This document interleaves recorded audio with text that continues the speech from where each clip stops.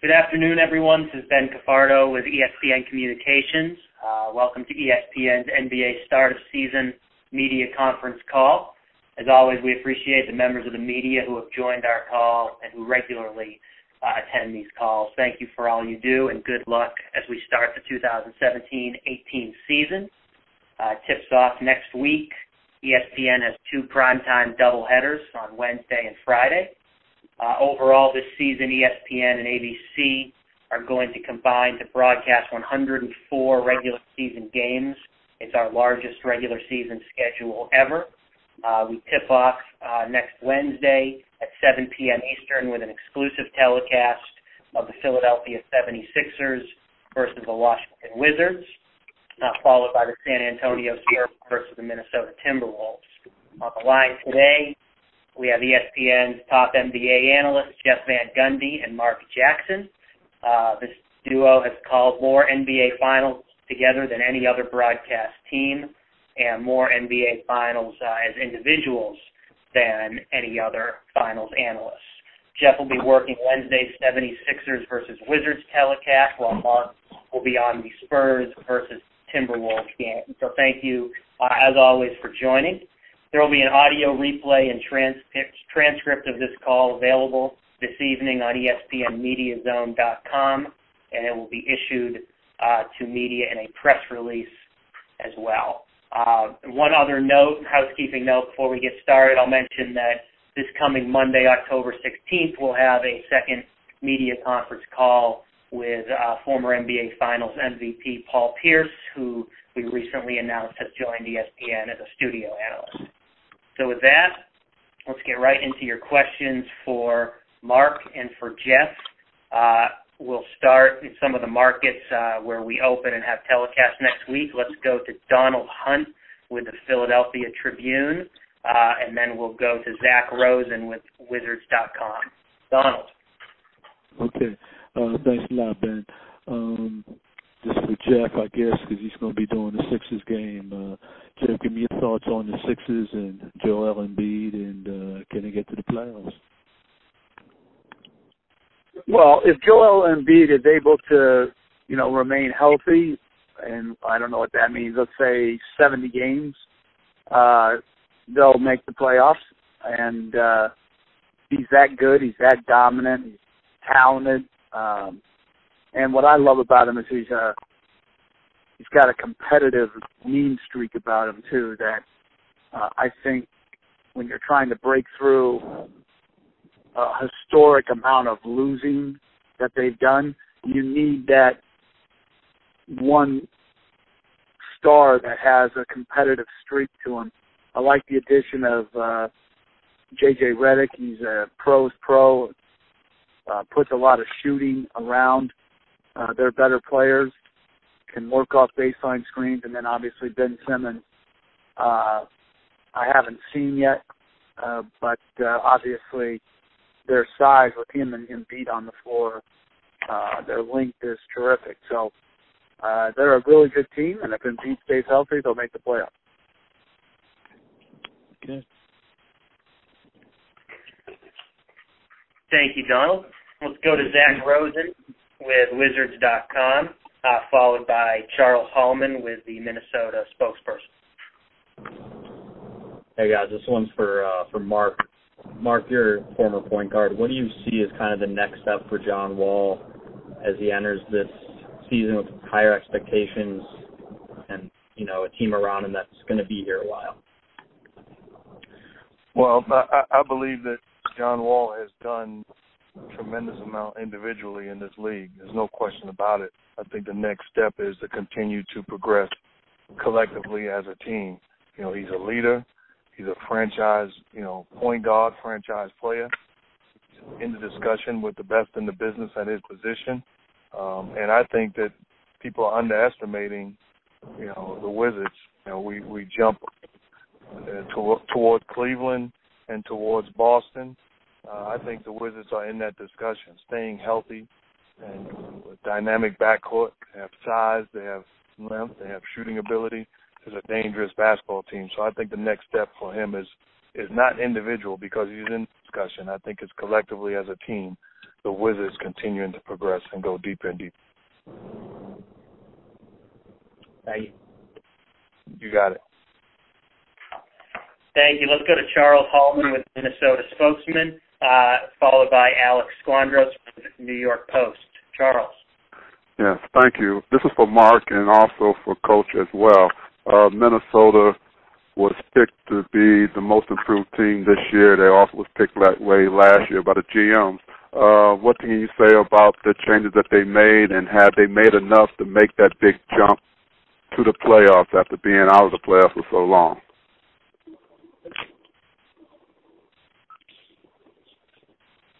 This is Mark, and obviously they have the tools to make the playoffs, and I fully expect them to make the playoffs. Start off with an outstanding coach in Tibbs. Both of us know him extremely well. And then you look at the improvement that they made as far as getting proven guys, adding depth to that basketball team, another year under their belt as far as the system and the structure and how they do things. You add Jimmy Butler, you got a proven guy that you can go to down the stretch, along with Towns and Wiggins, and defensively gives you so many different options. And an underrated pickup for me is Jamal Crawford, proven scorer off the bench that can play. You can put the ball in his hands, giving those guys a breather. But that team, I fully expect them to make the playoffs and continue to develop. I think it'd be a disappointment if they did not. Yeah, and I think last year it bears out that they were a very good offensive team, and they added to their ability offensively with Teague and Butler and Crawford. Their improvement has to be defensively, and adding guys like Gibson and Butler certainly give them a chance to be better defensively. But young teams rarely are your best defensive teams, and the last few years Minnesota's been really bad defensively, and Towns and Wiggins have to improve dramatically at the defensive end of the floor through a greater effort and commitment. If they do that, this team will be very, very dangerous in a playoff series, because offensively, their system and their talent is terrific. Thank you very much for both of you. You're welcome. Let's go next to Alex Squandros with the New York Post, followed by David Barron with the Houston Chronicle. Alex. Hey, guys. Thanks for doing this. This is for both of you. I'm curious, without Melo, where do you see the Knicks sort of stacking up in the East, and sort of along the same line, how much do you see Porzingis sort of taking that big step forward this season? Well, this is Jeff. I think the Knicks obviously have declared what they want to do, which is rebuild.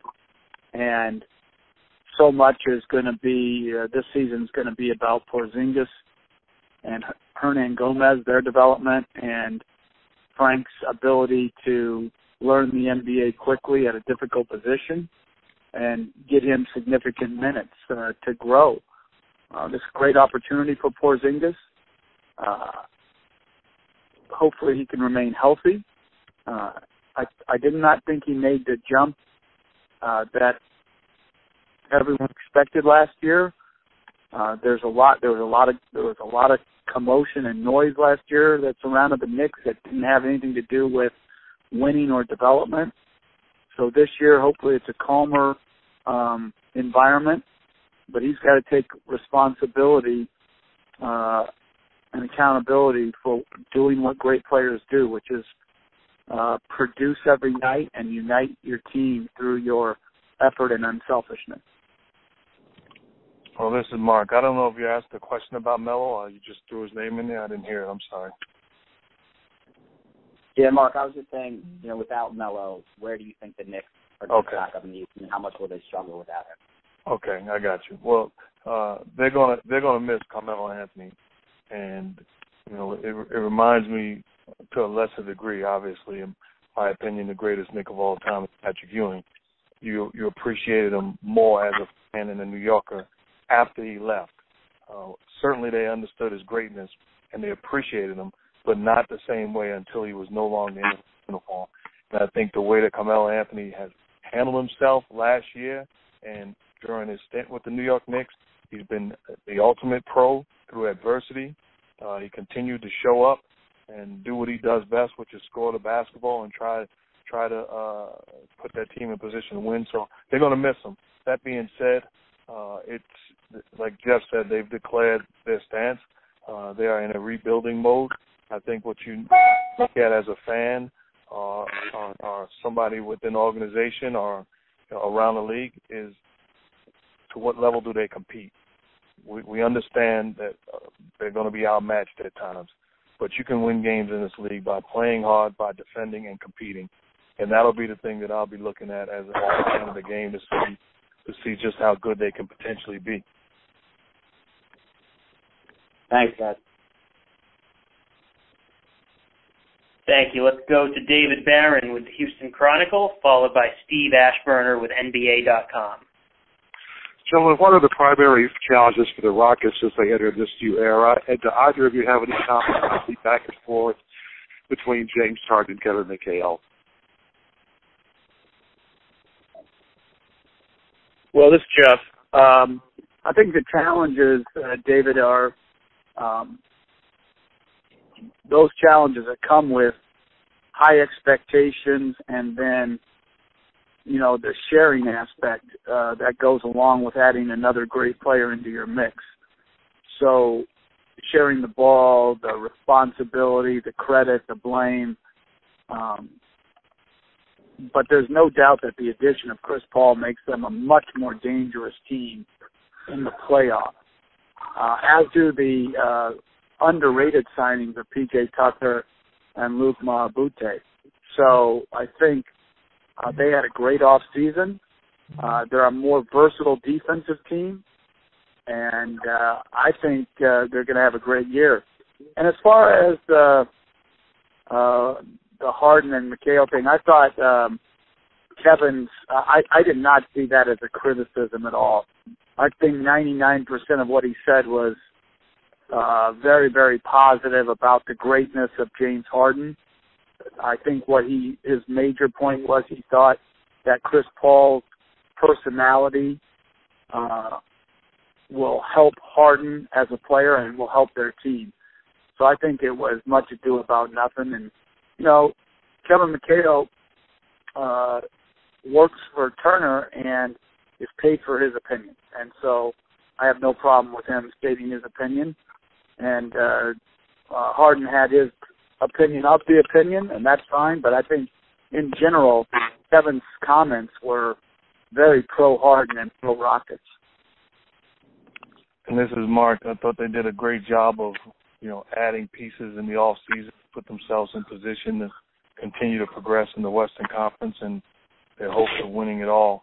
You had a guy like Chris Paul. You know, you're adding a home run hit in the middle of your lineup.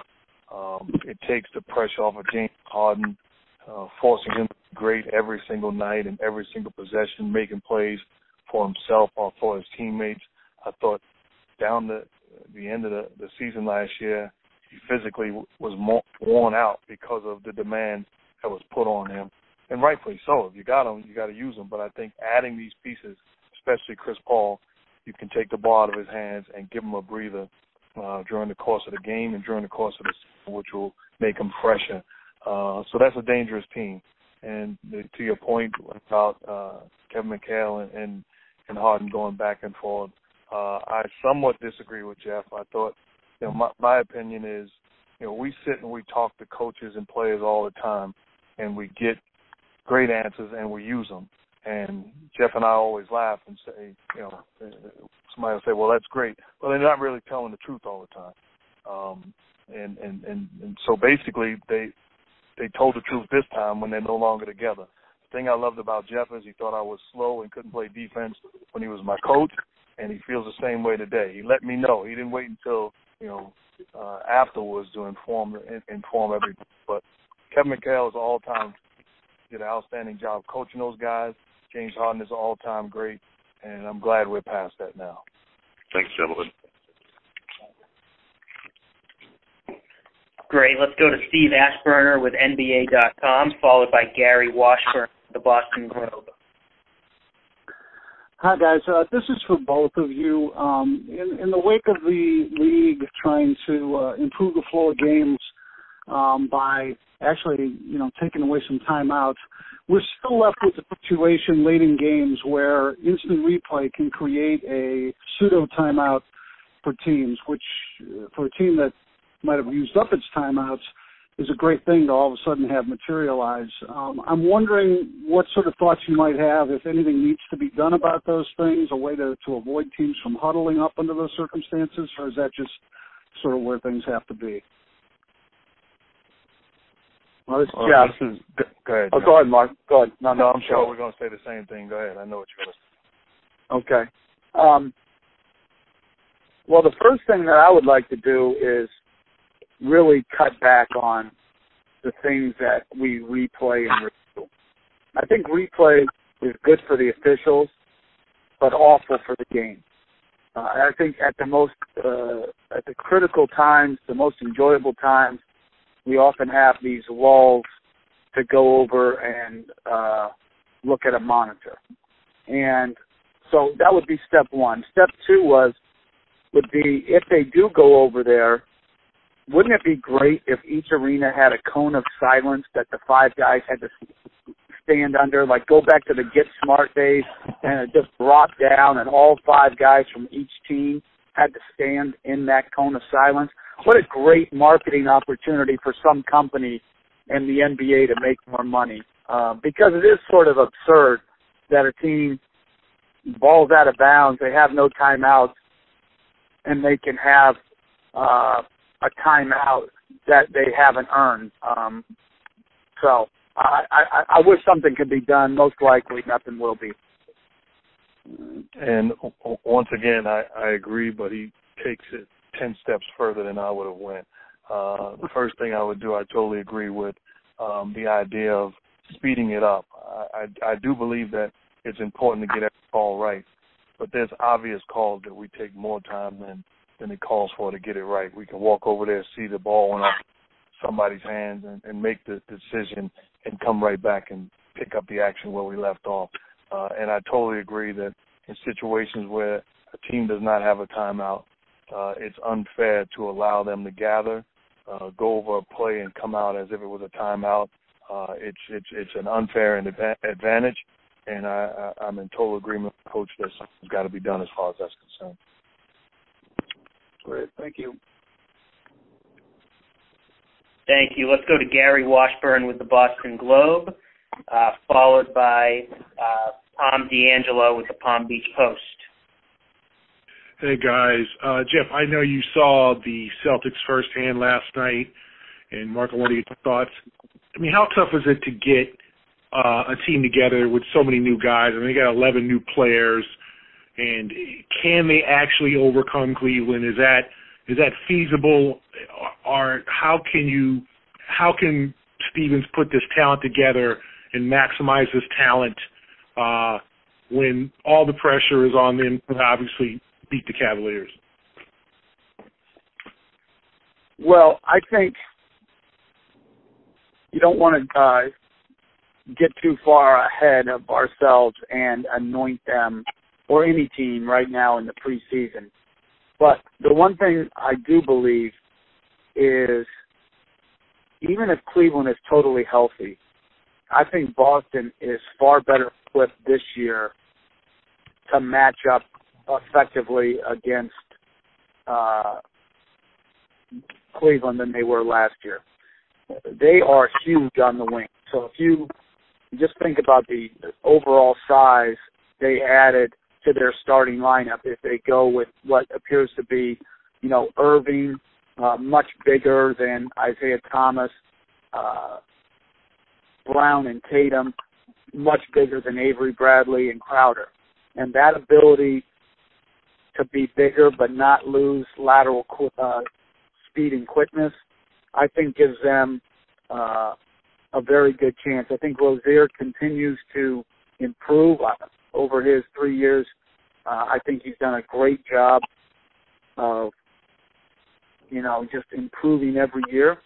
And so I really like their team. I think they're much better equipped to have long-term sustained playoff success now than the team last year, even though that team last year, man, they were so impressive and they overachieved, and I love the individual seasons that they got out of Avery Bradley, Isaiah Thomas, Crowder. But I just think for matchup purposes, they're in a much better situation right now. And this is Mark. I think to me, Cleveland is still the favorite in the Eastern Conference. But if the Boston Celtics came out of the East, I wouldn't be shocked. They're loaded, they're talented, they're deep. One thing I will say is I believe that they're going to miss what Avery Bradley and Jay Crowder brought to the table, and that's no knock on what they have. But you're talking about an Avery Bradley, an elite, top-notch, arguably the best in the business on-ball defender that had the ability to guard scoring point guards and also shooting guards, whether in pick-and-roll situations or moving without the basketball. To me, they are going to miss those two guys' toughness and their ability to defend, but they are clearly, at worst, the second-best team in the Eastern Conference and a dangerous team. Thank you, guys. Thank you. You're listening to the ESPN NBA start of season media conference call with Jeff Van Gundy and Mark Jackson. Let's go to Tom D'Angelo with the Palm Beach Post, followed by Will Swanton with the Australian. Good afternoon, guys. Just a couple on the Heat. Where do you see them headed? More like the team we saw the first 41 games, or more like the team we saw the second 41 games last year? And can they make the playoffs? And just on top of that, what is the next step Hassan Whiteside has to take? The next thing he has to do to make that next step? Well, this is Mark, and I believe one thing you want to be conscious of as a team, as an organization, is not being satisfied with what took place last year or at the end of the year or midway. No, got to make sure you start fresh and new.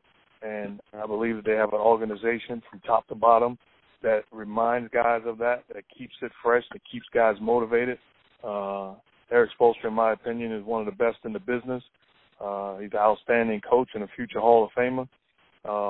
He's done a great job, and I think they've done a great job of making sure they got the pieces back and also adding pieces. So, in my opinion, because of the way they play, the way they compete, the way they defend, the way they get after it, they are certainly a playoff team in the Eastern Conference, and if they're healthy and whole, they will be a tough out. Yeah, and this is Jeff. I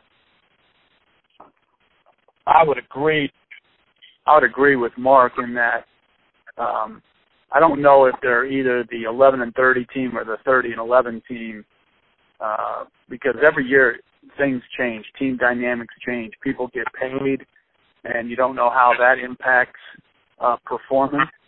I think Whiteside obviously has turned himself into a dominant player. It's really incredible. A couple years back, he was on the street looking for employment, and now you see him, and he just impacts so many games in so many areas. I'll second the fact that Mark said Eric Spoelstra is a Hall of Fame coach. He's done a terrific job in so many roles there, but in this leadership role as a head coach, he's had the best team and the best talent, and then he's had young teams that he's had to develop, and done a great job with both situations. And one thing about Miami, they're going to guard especially hard, and they're going to be tough to play against. And a lot comes into Dragic's offensive explosion like he had in Eurobasket this year. What he did there was terrific. His last half of the year last year was great. And if they get a great year out of him and Whiteside, they'll definitely be in the playoffs. Thank you both. Thank you. Let's go to Will Swanton with the Australian, followed by Jerry Zagota with the Minneapolis Star-Tribune. Will. Hello there, guys. Thank you for this. Ben Simmons, there's a lot of interest in him down here, what he may or may not do in the next decade or so. Can I just ask you, like, in terms of potential, what do you think we're looking at with Ben? And also, if there's, you know, a player that you could liken him to, if that makes sense, who might that be? Well, this is Mark, and I think the future is incredibly bright for him. What he does on the basketball floor, how he impacts the game, his potential of impacting the game in a variety of ways. To me, you know, he can be the next superstar. It's about individual success and team success. They've got great young talent, and I think that the main thing for him is staying healthy, and we know what he can do when he's healthy. The guy that I probably would compare him to, and I think he's, with all due respect, has the potential of being even better because of his size, and is Lamar Odom. Lamar Odom did it from the small forward position, where Ben Simmons in 2017 legitimately is comfortable handling the ball and initiating the offense. But I think he has superstar written all over him.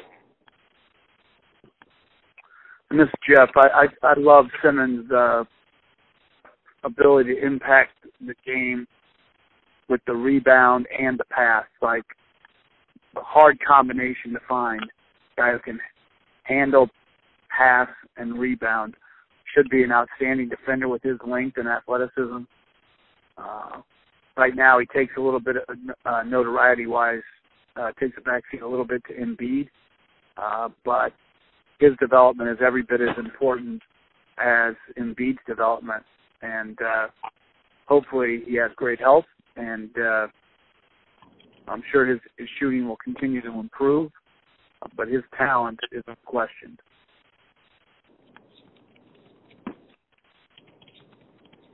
Thanks very much, guys. Thanks for that. Thank you, Will. Let's go to Jerry Zagota with the Minneapolis Star-Tribune, followed by Luis Nam with the Undefeated. Hi, guys. I had a question first for Mark and then one for Jeff on a follow-up. Mark, with the additions that the Wolves have made, all the veterans that brought in, if I can take you back to your time with the Warriors, how big a difference did it make, when you started adding the Bogats, the Iguodalas, even Carl Lane, Steve Blake, and how delicate of a dance is it to kind of meld the two together, deciding, what the pecking order is and where the ball goes? Well, to me, the advantage that Hibbs has, especially he went back and got, two guys that he's very familiar with. He knows their work. He knows their work ethic.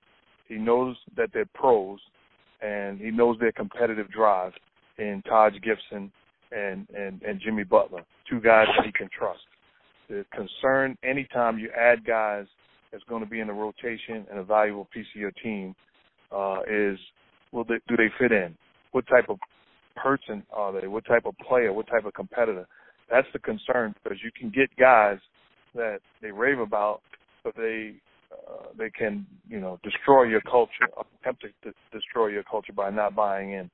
So the advantage he has, he went and got guys that he can trust, guys that can relay his message in the huddle, on the bus, on the plane, on the bench, and that's tremendous advantage to him. And then and a pros like Jeff Teague and Jamal Crawford, so they make a difference. And Jeff, your familiarity with Tibbs, how much do you think just the guys that he has added, how much will that speed the growth of Towns and Wiggins, and how long do you think it's going to take them to figure it all out? Well, I think obviously Towns and Wiggins, but really their whole team, their issues were not offense last year. They were defense, and it seems odd to think a Tom Thibodeau team had struggles on defense, but it goes really to your best players have to have aptitude and commitment at that end of the floor. And I didn't think they made as much as improvement individually as I thought they would make throughout the year at that end. Sometimes it's hard to convince young players how important that end of the floor is as they're trying to carve out their niche in the league. Wiggins just got paid. Towns is going to, get the max as well. But the trade-off is they can't just say they're about winning. They've got to do the winning things. And so winning things are the hard things, like defending, rebounding in traffic, taking charges, being, hitting the floor for loose balls, sharing the ball, which is a major thing when you add this many more weapons. You may not be, putting up the numbers that you have in the past because you're sharing the ball and making it fight even more. So those are all hard things, and they're even harder when you're younger. And to me, the whole development of the Timberwolves is based around Wiggins and Towns' ability to commit to doing the hard things with much greater consistency. Thanks. Thank you. Let's go to Luis Nam with the Undefeated, followed by Alex Vahar with the Valley Press.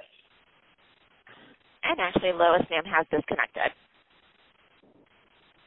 Thank you. Let's go to Alex with the Valley Press, followed by Michael Granges with Sportsnet. Hi. Thank you very much. These questions are for both of you. I'm wondering what you guys think of the expectations of the Clippers to make the playoffs with so many new players and with the departure of Chris Paul. And then also, how realistic is it for the Lakers to not end up in one of the lottery positions this year? This is Jeff. I think the Lakers have made a lot of good moves. I think Lonzo Ball is going to live up to all the hype. I think he's going to have an outstanding year. I love his, obviously his passing and his court vision and his care for his teammates, how he takes care of them. And it'll be interesting to see how those other guys that play with him, like Randall, etc., how much they benefit from that.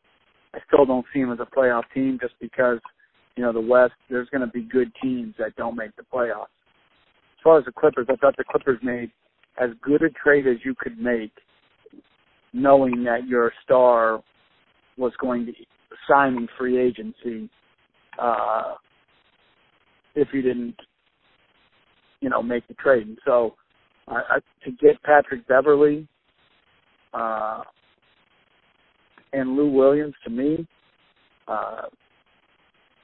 that's as good as they could have done. I think Patrick Beverley continues to improve offensively. Everybody knows about his defense. And Lou Williams is comfortable off the bench and is productive. And he's a six-man candidate every year for a reason, is he just gets buckets. And so the Rockets, the Clippers are going to miss Chris Paul not being there. But as far as the trade, with the parameters they had to deal with, I thought they did a good job in that trade.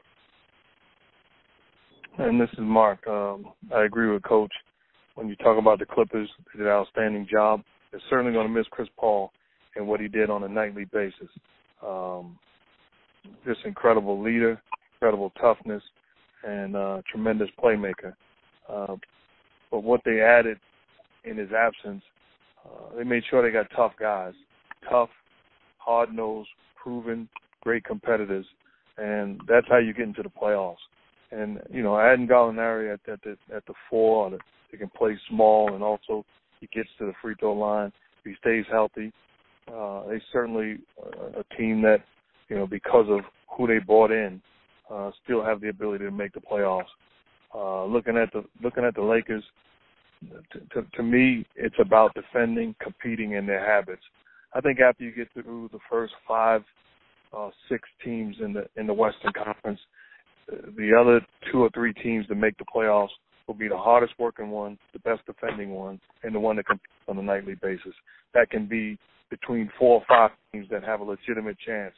And I think that it's up for grabs. Is how bad do you want it rather than saying you want it. I thought it was awfully impressive. I think ultimately they will play Kuzma and Ingram together in a smaller lineup because it gives them versatility, scoring power, and playmaking ability.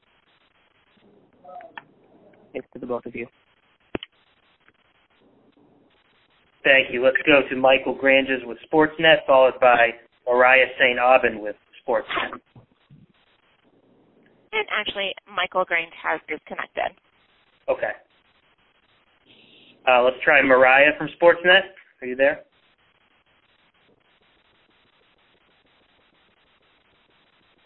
All right, let's go to Max Mackey with the Courtside Collective.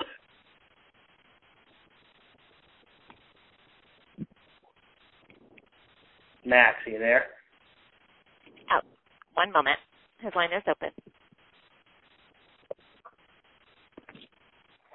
And Jack Mackey, your line is open.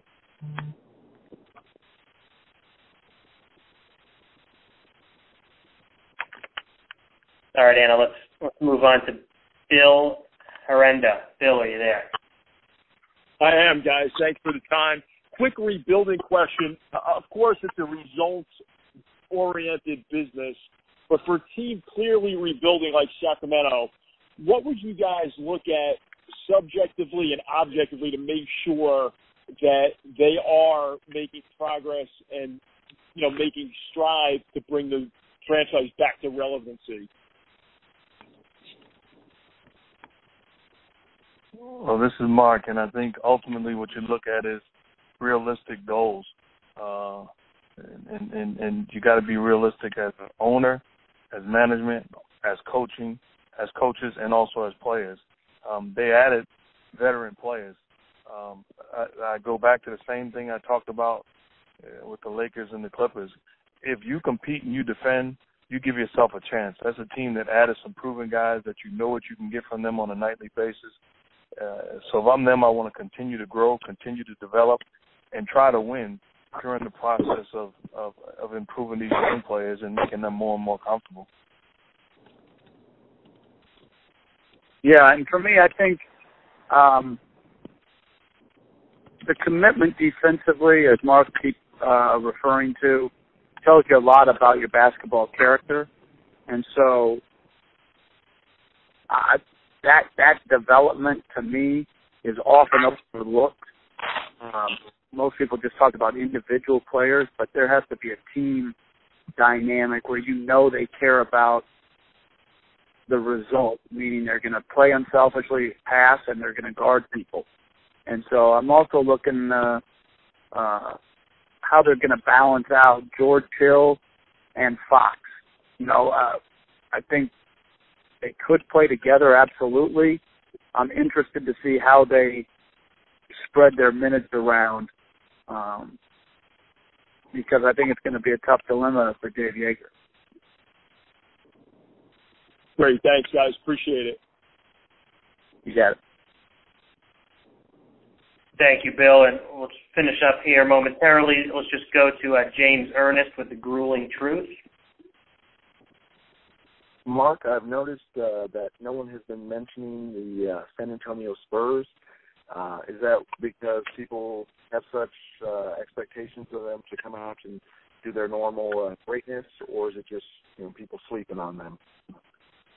Well, I would hope it's because we expect it to be business as usual for the Spurs. When you say no one, I'm sure that does not include Jeff or myself. We have tremendous respect for Pop, for that organization, for those players, and they're going to be in the mix. And I thought underrated signing, which has not been given enough credit to, was Rudy Gay. If I was a lot of teams in this league, I would have tried to make a run at Rudy Gay, a proven guy that, when healthy, can play the three, can play the stretch four, has size, can score the basketball, and I think he's going to be dynamic in that Spurs lineup. That's a team that I would not want to face at any point, no matter who I was. Thank you, Mark. Jeff, do you feel that the leadership of Okafor and Redick is going to dramatically impact the Sixers this year? Which Okafor?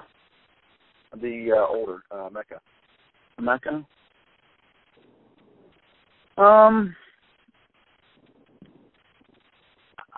I think it's two different scenarios. You know, Mecca Okafor was out of the league, so I think he's probably just trying to get his, feet back on the ground, make the team, and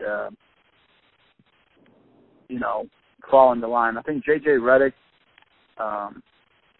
his leadership will be one about his actions, because I don't think he's going to say a whole lot, but he's going to do the right thing. Practice, individual preparation, on the floor in games. I think he's going to set a great example, a great tone. But the best players on a team, that's where most of your leadership emanates from. They either lead you in the right way, or they mislead you in the wrong way. And so you can surround your players with good examples, and I think Philly's done a good job with that. But at the end of the day, your best players have to do the right thing and unite and inspire your group with their play and their unselfishness. Excellent. Thank you, gentlemen. Looking forward to the season. Thank you. Thank you. Let's go to David Agins with Fox Sports, followed by Mitch Lawrence with Sirius XM. David, are you there? Yes, sir. If you're on a speakerphone, please pick up your handset or depress your mute function.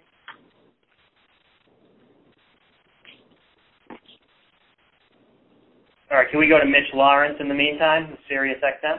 Thanks. Hello. Yeah, guys, how you doing? You there? Yes, how you doing? Oh, good, Mark and Jeff. Thanks for doing this. Hey, guys, quick question. A lot's been written about the Cleveland-Boston trade and the other moves that the Cavaliers have done, but I was just wondering, how much do you think Cleveland's going to miss Kyrie Irving? A little bit, a lot, and what particular areas might they miss him in? Thanks for answering this. Well, this is Mark. They're going to miss him, especially if Isaiah Thomas is not healthy. I think an underrated signing was Derrick Rose, a guy who, we're thinking the old hobbled Derrick Rose. This guy averaged 18 for the Knicks and had some bright spots last year. I think he's going to have a breakout year and play extremely well in the absence of Isaiah Thomas.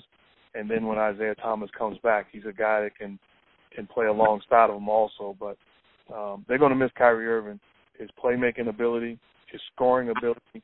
And as crazy as it sounds, I thought Kyrie Irving for 3 years now has done a very good job defending when it mattered most.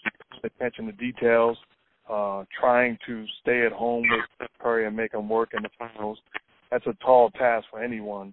And I thought he did a very good job. But I think they're going to miss him. But when you're making trades in this league, it's a give-and-take situation. I think it matters how healthy Thomas is and when he comes back. But that will make a difference. Yeah, I think, playing with LeBron James when Isaiah Thomas does make it back, he's going to have to adjust and adapt to that. I'll be interested to see. I'm really interested to see how the Rose-Wade pairing in the backcourt works, not just offensively with their shooting, but with their defense to start games. I think J.R. Smith and Tristan Thompson, that situation, sacrifice sounds like a great thought in theory. I think most NBA players would agree that it's necessary. But when it comes to individual sacrificing, it becomes a much more challenging situation. So obviously, they're probably not happy. Winning will cover it up.